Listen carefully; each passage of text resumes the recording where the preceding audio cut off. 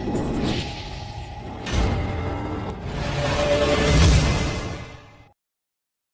ိုးရခင်ကလေးကတောတောင်တွေနဲ့ပတ်သက်ရင်လူတွေဟာအစွဲလန်းကြီးကြပါတယ်။တောထဲတောင်ထဲမှာမကျွတ်လွတ်သေးတဲ့တစိတရေတွေရှိတာကြောင့်၆လန့်ခံရမှစိုးရင်ရတယ်လေ။ဒီတရေတွေဟာစွဲလန်းမှုတချို့ကြောင့်မလွတ်မြောက်နိုင်တဲ့ပိတ်တာတွေလို့လည်းတချို့ကပြောကြပါတယ်။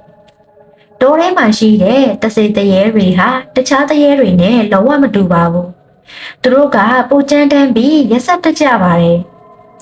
ဒီနေ့မှာတော့မုတ်ဆိုးအကြီးတယောက်ကြုံခဲ့ရတဲ့တောထဲကတဆေကြီးတွေအကြောင်းတင်ဆက်ပေးသွားမှာပဲဖြစ်ပါတယ်။ဇလန်းလေးမစခင်ကျမရဲ့ IOF မြန်မာ channel လေးကို like and subscribe လုပ်ပြီး notification လေးနှိပ်ခဲ့ကြဖို့ကြိုတင်တောင်းဆိုပါရစေ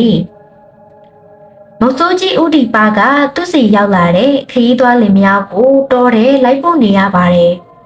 ဒီလိုနဲ့ညရောက်လာတော့တောရဲကတနေရာမှာစကန်ချရင်သူကြုံတွေ့ရတဲ့အဖြစ်အပျက်တွေကိုပြန်ပြောပြနေပါတယ်။ဒီလိုတူမကြီးတို့ရဲ့တောထဲမှာဦးကြီးတို့မျက်စိနဲ့မမြင်ရတဲ့လှုပ်ဝက်ဆန်းကျယ်မှုတွေကအများကြီးပဲ။ဦးလေးတို့တောမှုဆိုတိုင်းတတိထားရတဲ့တရေတွေအကြောင်းပြောပြမယ်။ဦးကြီးပြောပြပါကျမတို့လည်းဘ ഹു တုတရရတာပေါ့။ဒါဆိုလဲတေချာနားထောင်ကြ။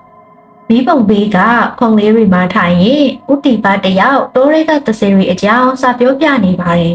။တောရဲမှာလူတိုင်းကြောက်ရတဲ့သစေ၅မျိုးရှိတယ်ကွ။ပထမကတော့မြောက်သစေပဲ။သူတို့တွေကမြောက်ရဲ့မျက်နှာပုံစံရှိကြတယ်။ညညဆိုလူတွေစကန်းချတဲ့နေရာနာကိုလာပြီးလူသွေးတွေကိုစောက်ယူတတ်ကြတယ်။ဒီမြောက်သစေရီကတော့ဟိုးတောနက်ထဲမှာပိုအနေများတယ်ကွ။မုတ်ဆိုးအိုကြီးတချို့ပဲသူတို့ကိုတွေ့ဘူးကြတာ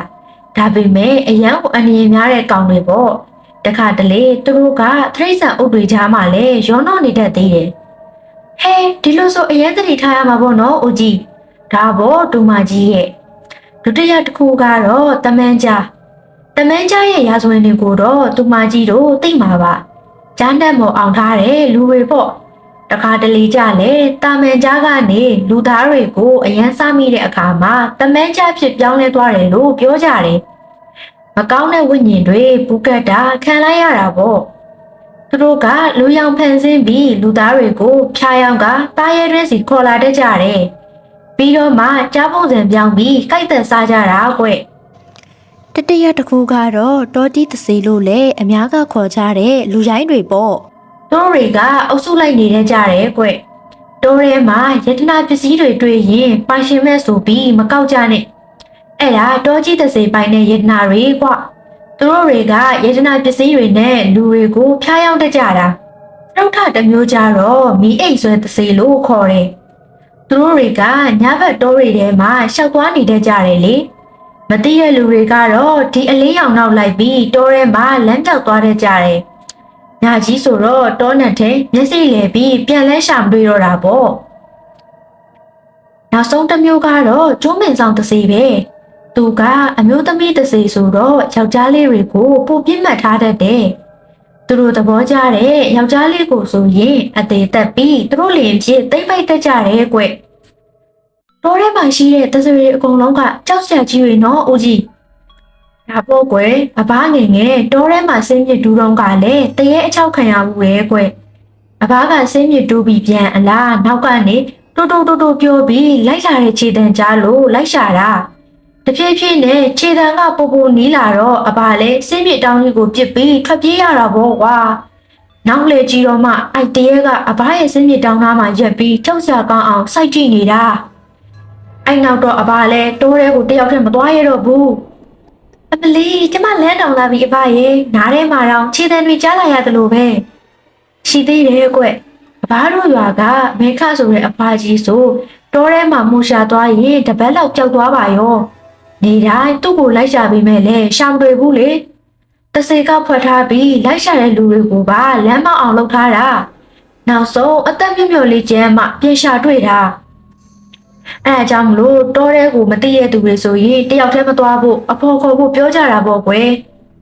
ဦးတီပါသူ့အတွေ့အကြုံတွေကိုပြောရင်တောထဲကဆောင်ရွက်ရှောင်ရည်တွေကိုသတိပေးနေပါတယ်တခါကလူငယ်ဆောင်တွဲကတောထဲကအပန်းဖြေရိတ်တာကိုအလဲလာခဲ့ကြဘူးပါတယ် ဒါပေမဲ့တရေချောင်လို့တာကြောင့်သူတို့တဲမဲ့ရိတ်တာမှာဘသူမှတကြမနေနိုင်ကြပါဘူး။ဒါကိုမယုံတဲ့စုံတွေကတောရဲကရိတ်တာစီကိုသူတို့ဘာသာလာရင်တရေချောက်ခံရပြီးတေတဲ့ထိဖြစ်သွားကြပါတယ်။လူကြီးတွေတတိပေးတာကိုမယုံကြည်ပဲဇွလုံးမိတဲ့အကျိုးဆက်တွေပါ။ဦးတီပါအကြောင်းဆုံးပြပြပြီးတဲ့နောက်မှာတော့လူငယ်စုံတွဲလည်းသဘောပေါက်သွားပြီးနောက်တစ်နေ့ပါပဲရွာကိုအတူပြန်ခဲ့ကြပါတော့တယ်။နေရာတိုင်းမှာသူစိတ်ကန်းနဲ့သူရှိကြပါတယ်။တဘာဝအလားကိုခန်းစားရောက်တယ်မဟုတ်ဖဲဖြစ်စည်းဖို့ကြံရွယ်မိရင်တော့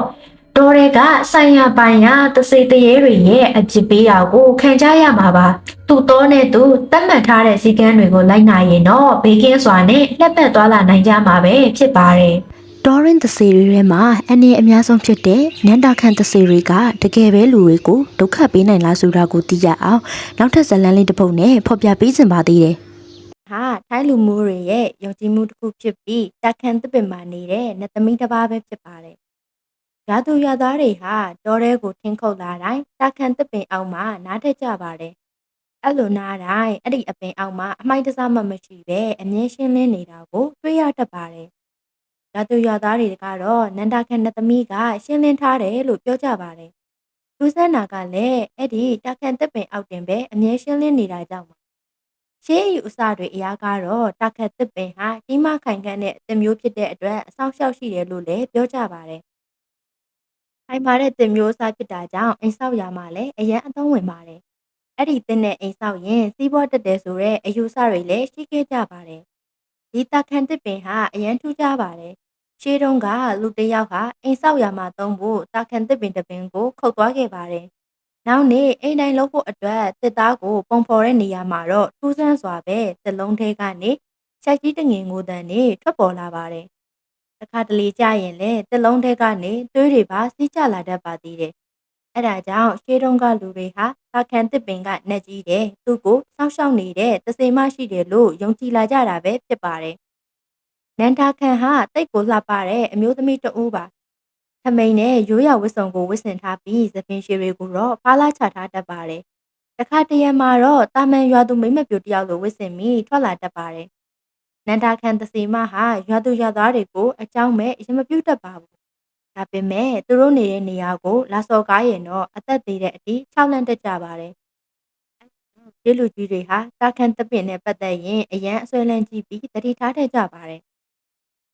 တာခန်ပင်ကိုအသုံးပြုခြင်းရင်တော့နန္ဒာခန်သစီမစီကနေအရင်ခွင့်တောင်းရပါတယ်။အဲ့လိုခွင့်တောင်းပြီးခုတ်ရင်တော့ဘာအငြင်းစိုးကိုမှကြုံရမှာမဟုတ်ပါဘူး။တခါကလူတစ်ယောက်ဟာသူမကိုမတိမဲ့မြင်ပြုပြီးခွင့်တောင်းခြင်းမရှိပဲတာခန်သစ်ပင်ကိုအိမ်တိုင်းအပြစ်သုံးခဲ့ပါတယ်။အိမ်ပြီးသွားပြီးတိတ်မကြခင်မှာပဲသူတို့တမိသားစုလုံးဟာအကြောင်းပြချက်မရှိပဲတိတ်ဆုံးသွားခဲ့ရပါတယ်။ရာသူရသားတွေကတော့ဒါဟာတာခန်နတ်သမီးရဲ့လက်ချက်လို့ပြောကြပါတယ်။တကယ်တော့နန္ဒာခန်ဟာချောမောလှပပြီးစိတ်ထားကောင်းတဲ့နတ်သမီးတဦးပါ။လူအများကသူမကိုကိုးကွယ်ရင်းစီးပွားတက်တယ်လို့လည်းယုံကြည်ကြပါတယ်။နန္ဒာခန်နဲ့ပြားမောက်ကိုပိုးတဲ့အလှကုံအမွှေးနန္တာတွေနဲ့ပူဇော်ကြပါတယ်။နောင်ကစားမလုပ်ခင်နန္ဒာခန်ကိုပူဇော်ရင်သူတို့ပွဲတိုင်းနိုင်လို့ပဲဖြစ်ကြပါတယ်။အားလုံးကတော့ကိုယ်ပိုင်ယုံကြည်မှုတွေနဲ့ကြီးပါ။ဒီနေ့ဇလန်းလေးကိုအဆုံးထိကြည့်ရှုပေးတဲ့အတွက်အားလုံးကိုကျေးဇူးတင်ပါတယ်ရှင်။နောက်လာမယ့်အသစ်သောစိတ်ဝင်စားထိတ်လန့်ဖွယ်ရာအကြောင်းအရာပေါင်းများစွာကိုဆက်ဆက်ပေးသွားမှာဖြစ်လို့လက်မလွတ်ပဲစောင့်ကြည့်ရအောင်ကျမရဲ့ IOF မြန်မာ channel လေးကို like and subscribe လုပ်ခဲ့ဖို့မမေ့ပါနဲ့နော်။